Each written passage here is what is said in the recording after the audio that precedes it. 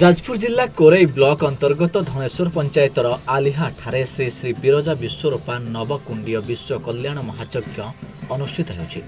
झलसी उठी 20 नंबर जातीय राजपथ कड़े अवस्थित मालिका वर्णित श्री श्री बिरजा विश्वरूपा पीठ।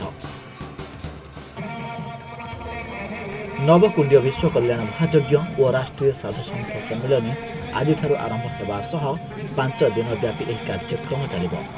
बैतरणी नदी सहस्राधिक कलश शोभायात्रा आसवा पर भूमि पूजा, गो पूजा, सूर्य पूजा, गुरु पूजा, यज्ञ आदि कर बैतरणी और खरस्रोता नदी में साधुसंत मान द्वारा नदी आरती कर 500 ऊर्ध्व साधुसंत यह कार्यक्रम में योगदान करेंगे बोली कमिटी पक्षर कहुई। द्रुत कनक निभावा शूल लांगुल हस्ता प्रबल महिष वृष्टि शूलिमा भेद्यमान गणपति फणि सम्राट जूनि लिंगेदु चूड़ा रथयतु बिरजा में मंगले मंगलानम। जाजपुर अधिष्ठात्री देवी माँ बिरजांकर परम कृपारु ए दिव्य नवकुंडीय यज्ञ ओडिशार मूर्धन्य संथ मानक शिरोमणि स्वामी उदयनाथ पर्वतजींकर अध्यक्षतार ये यज्ञ कार्य चलुअछि। गतकाली सद्य अंकुरारोपण सरिवा परे मंडलादि करण होता एवं आज प्रातः 5 घटिका समय कलश यात्रा हला एवं कलश यात्रा परे परे यज्ञर कार्यक्रम चली हब। यही कार्यक्रम रे ओडिशार विद्वान पंडित मान मध्य रही अछंती एवं प्रत्येक दिन वनदुर्गा मंत्र रे आहुति प्रदान करा जिवो। यज्ञ तो साधारण वैदिक परंपरा को आधार करके हुए।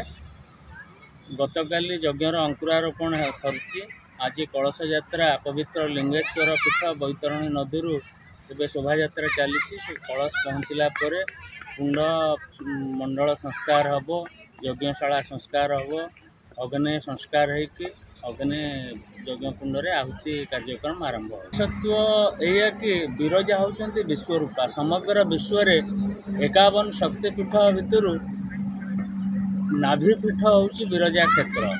मनुष्य शरीरर मध्यस्थल होची नाभि, तेणु समग्र विश्वर आध्यात्मिक प्राणकेन्द्र नाभि होची माँ बिरजा एवं बिरजा होचंती आदिमाता योगमाया जांकठु समस्त देवी सृष्टि होइतिले। से देवी मानकर आकृति के आधार करी 10 महाविद्या नवदुर्गा इत्यादि सहित विश्वरूपांकर मूर्ति होइची। ये समग्र विश्व रे विरल मूर्ति होची कृषि और ऋषिर देश। यही उपलक्ष्य समस्त प्रस्तुति संपूर्ण होइछि। भक्त मानक पई समूह प्रसाद सेवन और यातायात शांति श्रृंखला करा व्यापक व्यवस्था करा जाइछि। बिरजा पुत्र स्वामी उदयानंद पर्वतों मार्गदर्शन में कार्यक्रम प्रस्तुति चली। ब्यूरो रिपोर्ट सूचना टीवी।